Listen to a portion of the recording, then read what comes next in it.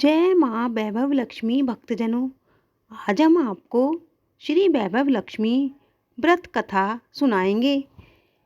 श्री वैभव लक्ष्मी व्रत सुख शांति ऐश्वर्य लक्ष्मी प्राप्ति और व्यापार में तरक्की के लिए रखा जाता है। यह व्रत शुक्रवार के दिन रखा जाता है। आइए श्री वैभव लक्ष्मी व्रत कथा का श्रवण करते हैं। आशा करती हूँ आप ध्यानपूर्वक और प्रसन्नचित्त मन से सुनेंगे। तो आइए कथा प्रारंभ करते हैं। एक बड़ा नगर था।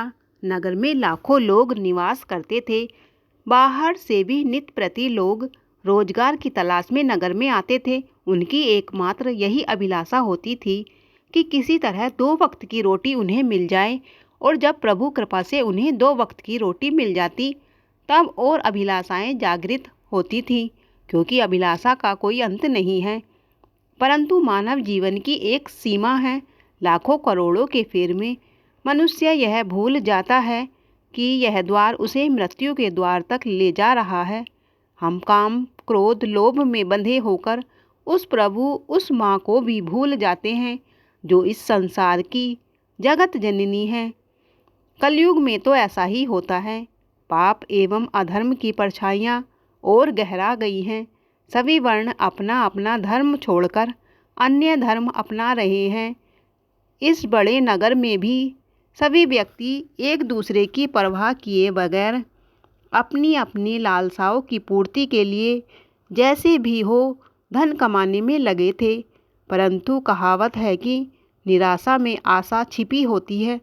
इसी तरह इस नगर में सारी बुराइयों के बावजूद कुछ अच्छे लोग भी रहते थे।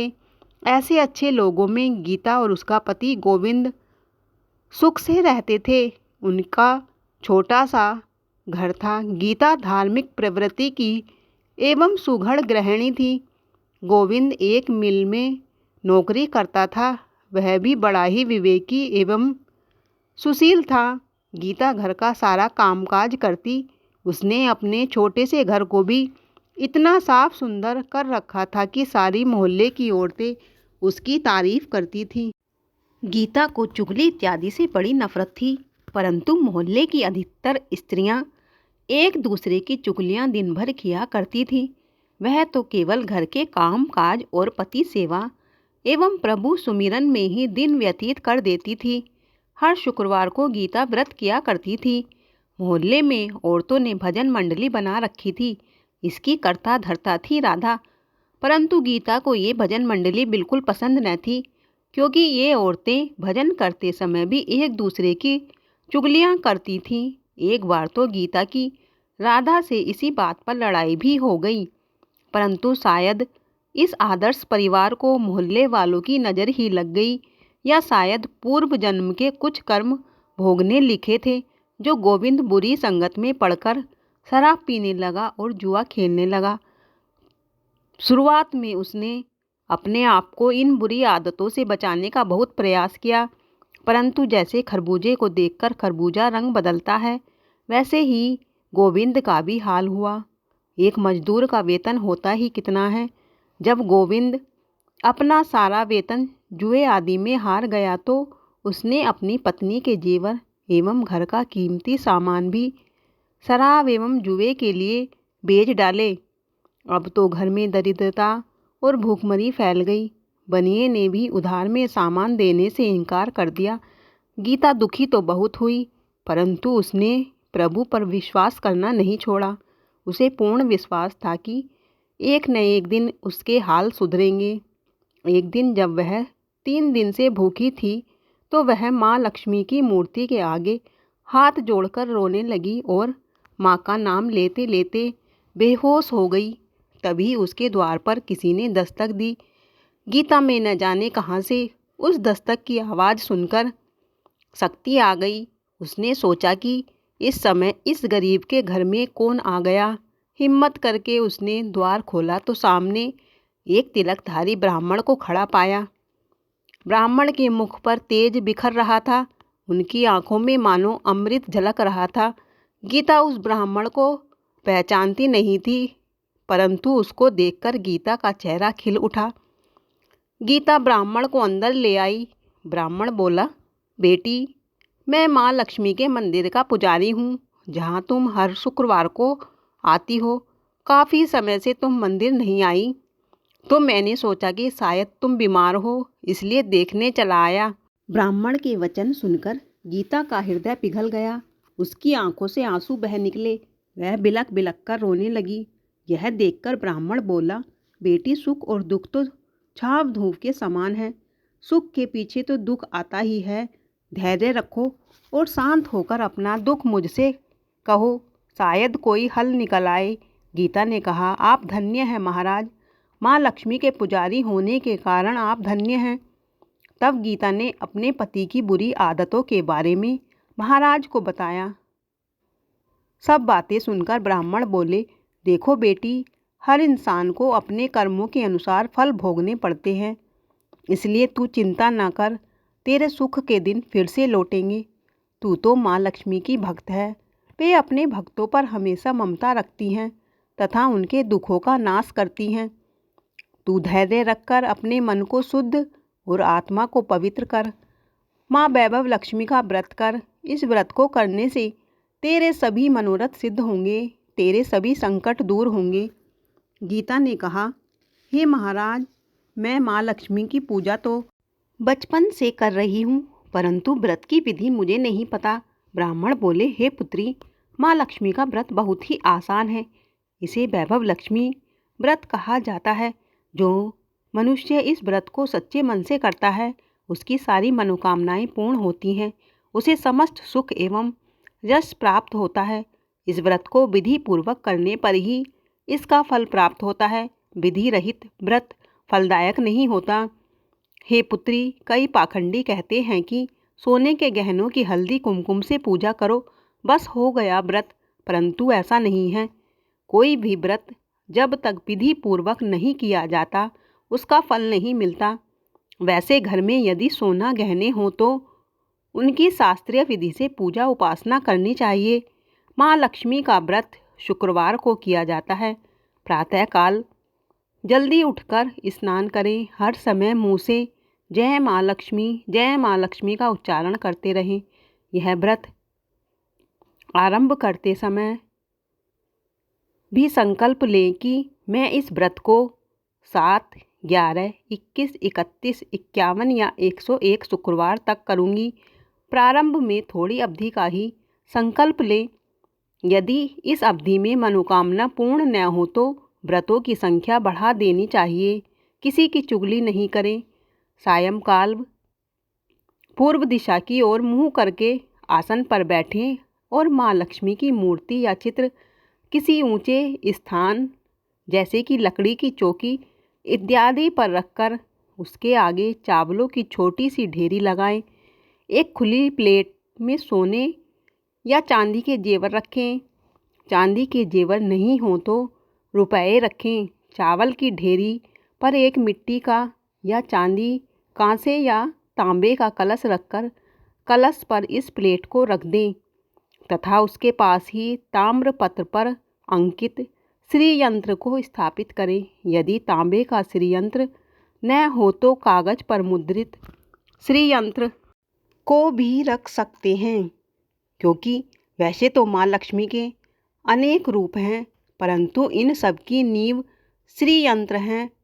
अतः वैभव लक्ष्मी जी का पूजन करते समय सर्वप्रथम श्री यंत्र और लक्ष्मी जी के विविध रूपों का सच्चे मन से दर्शन करें। यंत्र तथा कलश की स्थापना के पश्चात जल, रोली, चंदन, चावल, फूलों से यंत्र, कलश तथा सोने चांदी का पूजन करना चाहिए। अगरबत्ती जलाकर धूप देनी चाहिए तथा श्री यंत्र के पास ही दीपक जलाए रखना चाहिए। इसके पश्चात लक्ष्मी स्तवन का पाठ करना चाहिए। बताशे अथवा शक्कर तथा 5 प्रकार के फलों से यदि हो तो भोग लगाना चाहिए। आटे को घी में भूनकर तथा उसमें चीनी मिलाकर तैयार की गई पंजीरी का भी भोग लगाना चाहिए। पूजन करते समय और अंत में माँ लक्ष्मी की इस प्रकार अर्चना करनी चाहिए। हे माँ, हे वैभव लक्ष्मी माँ, तुम्हारे अनेक रूप हैं। आप ही सारे विश्व में सुख प्रदान करने वाली हैं। आप ही विष्णु पत्नी हैं। जहाँ आपका वास होता है वहाँ पर कभी भी दुख नहीं आता है। मैं आपका यथाशक्ति भक्ति भाव से पूजन तथा व्रत कर रही हूँ। अब कृपा करके मेरी मनोकामना पूर्ण करें।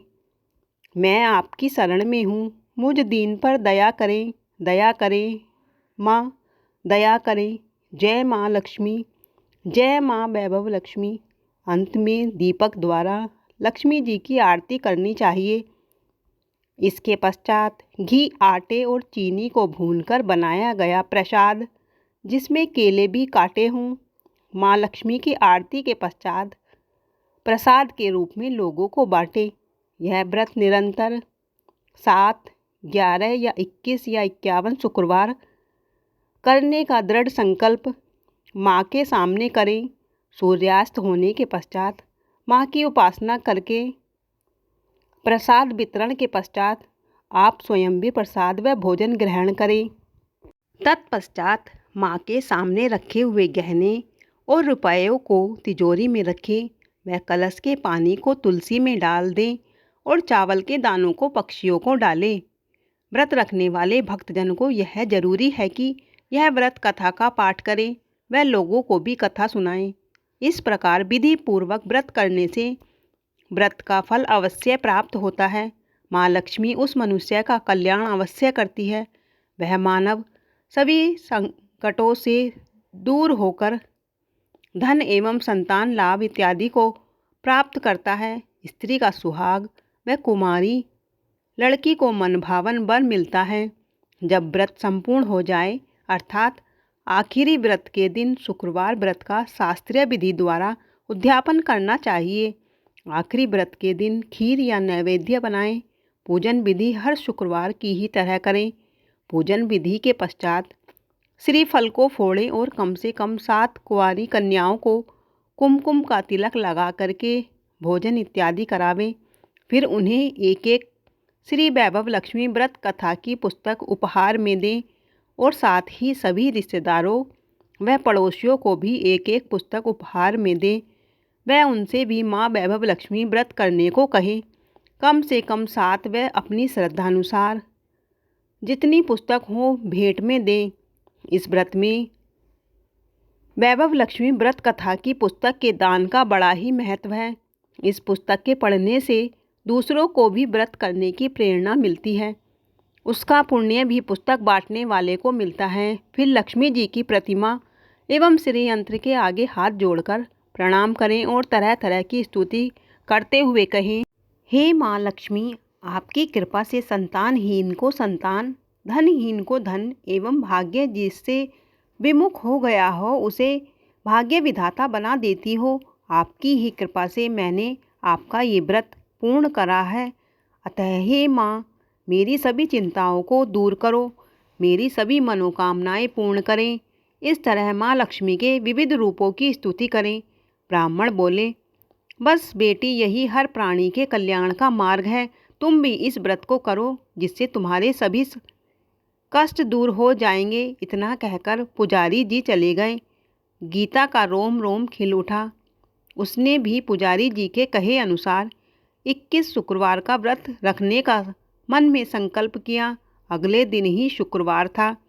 दूसरे दिन गीता सुबह स्नान करके स्वच्छ वस्त्र पहनकर श्रद्धा भाव से मन ही मन जय माँ लक्ष्मी की रटन करने लगी। साथ ही उसने माँ का व्रत रखा। सारा दिन किसी की चुगली नहीं की। शाम हुई तो हाथ पैर धोकर गीता पूर्व दिशा में मुख करके बैठ गई। इस बुरे समय में गीता के पास रुपए पैसे कुछ न थे। बस उसके गले में भारतीय स्त्री के सुहाग का प्रतीक मंगलसूत्र ही था, जिसमें सोने का एक टुकड़ा था। गीता ने वह अपने गले से उतारकर उसे धोकर एक प्लेट में रखा। सामने चौकी पर रुमाल रखकर मुट्ठी भर चावल का ढेर रखा। उसके ऊपर वह प्लेट रख दी। फिर ब्राह्मण के कहे अनुसार हाथ जोड़कर लक्ष्मी स्तवन का पाठ किया। वह दीप धूप प्रज्वलित किए। घर में थोड़ी सी शक्कर थी, वह प्रसाद के रूप में रखकर वैभव लक्ष्मी का व्रत किया।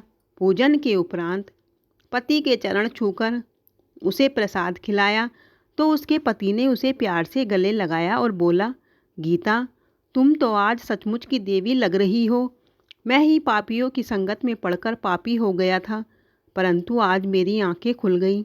मुझे आज अपनी भूल का एहसास हो रहा है। इसके पश्चात उसने भी माँ लक्ष्मी के सामने दंडवत करते हुए क्षमा मांगी। वह प्रतिज्ञा की कि आज से कभी भी बुरी वस्तुओं और बुरे लोगों की संगत में नहीं बैठूंगा। गीता बोली, मेरे स्वामी, माँ लक्ष्मी की कृपा से आप सुधर गए। आज मैं कितनी प्रसन्न हूँ। माँ ने मेरा उजड़ा घर फिर बसा दिया। इसके पश्चात गीता ने पूरी श्रद्धा भक्ति से माँ लक्ष्मी के 21 शुक्रवार करे और उद्यापन कर 7 कुंवारी कन्याओं को भोजन कराया और 51 पुस्तकें श्री वैभव लक्ष्मी व्रत की कुमकुम का टीका लगाकर सौभाग्यवती स्त्रियों व कन्याओं को दी। फिर माँ के धन लक्ष्मी स्वरूप की तस्वीर को हाथ जोड़कर प्रेम भाव से प्रार्थना की, हे माँ, मैंने आपका वैभव लक्ष्मी व्रत करने की मन्नत मांगी थी, वह आज पूर्ण हुआ। हे माँ, मेरी समस्त विपत्तियों को हरकर मेरी संपूर्ण अभिलाषाओं को पूर्ण करो, सबका कल्याण करो, सबके हृदय में धर्म की ज्योत जलाओ। हे माँ, आपकी महिमा अपरंपार है। इस प्रकार माँ की अनेक प्रकार से स्तुति करके माँ को दंडवत किया। इस तरह श्रद्धापूर्वक शास्त्रीय विधि से व्रत करने से उसका पति गोविंद पूर्ण रूप से बुरी संगत से छूटकर नेक रास्ते पर चलने लगा। कड़ी मेहनत करके वह गीता के सभी गहने छुड़ाकर घर ले आया और घर में सुख से रहने लगा। गोविंद ने भी वैभव लक्ष्मी माँ के 21 व्रत करने का संकल्प किया और पूरे 21 व्रत करे। उनके घर में सुख समृद्धि का वास हो गया। उन्हें देखकर गली मोहल्ले वालों ने भी श्री वैभव लक्ष्मी का व्रत किया।